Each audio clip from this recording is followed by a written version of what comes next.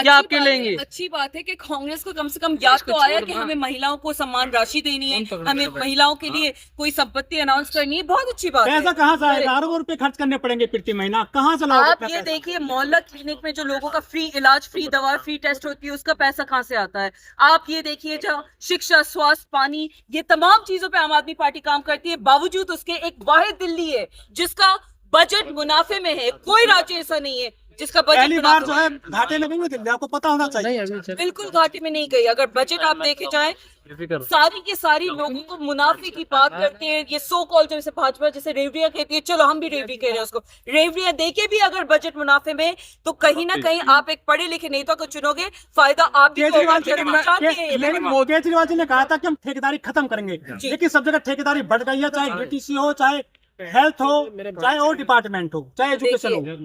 कहीं आपने कम से कम आधा टर्म ऐसा है आम आदमी पार्टी का, वो हमारे नेताओं को जेल में रख के बर्बाद कर दिया। बावजूद उसके फौरन दूसरे उन पोर्टफोलियोज में मंत्रियों को रख दिया गया। जनता का काम नहीं रुका, जनता की जो पेंशन रुकी हुई थी वो वापस से चालू हो गई।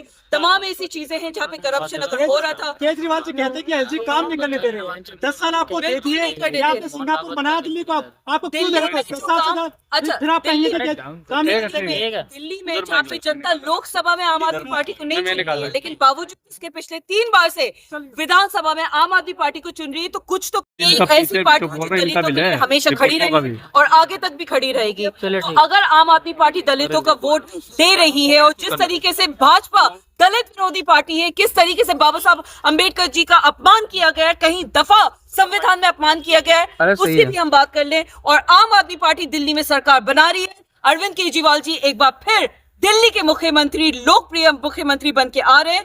इस हकीकत को भाजपा नहीं बदल सकती। लेकिन मोदी जी कह रहे हैं ना कि दिल्ली में अच्छे दिन आने वाले, भाजपा को वोट दीजिए आप। अच्छे दिन गुजरात में आ गए, अच्छे दिन हरियाणा में आ गए, उत्तर प्रदेश में आ गए। कौन सा ऐसा राज्य है जहाँ पे भाजपा की वजह से अच्छे दिन आ गए? लोगों का सिर्फ और सिर्फ बद से बदतर हालात हो रहा है। इन्फ्लेशन कहाँ से कहाँ चला गया है, बेरोजगारी, महंगाई कहाँ से कहाँ चली गई है, दाम, दूध, पेट्रोल और बेसिक संपत्तियों के, दाल चावल के किस कदर बढ़ चुके हैं, उस पे बात कर ले। आज युवाओं के पास रोजगार नहीं है, महिला कहीं पे सुरक्षित नहीं है।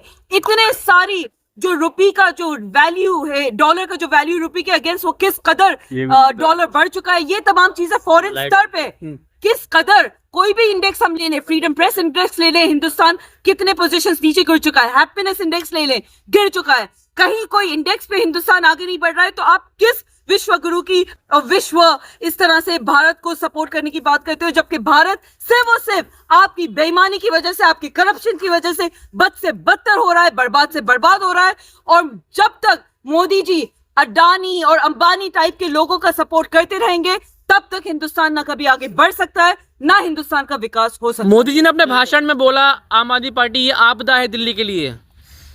भारतीय जनता पार्टी तो अपनी जबान को कहीं भी इस तरीके से चला देती है जहां पे लोगों का दिल भी दुखता है, जिसका कोई बेसिस नहीं होता है, जिसका कहीं पे कोई काउंटर उनको लगता है नहीं होगा, क्योंकि संविधान को किस तरीके से मिसयूज करते हैं, कॉन्स्टिट्यूशनल पोजीशंस को किस तरीके से मिसयूज करते हैं, ये कोई भाजपा से सीखे।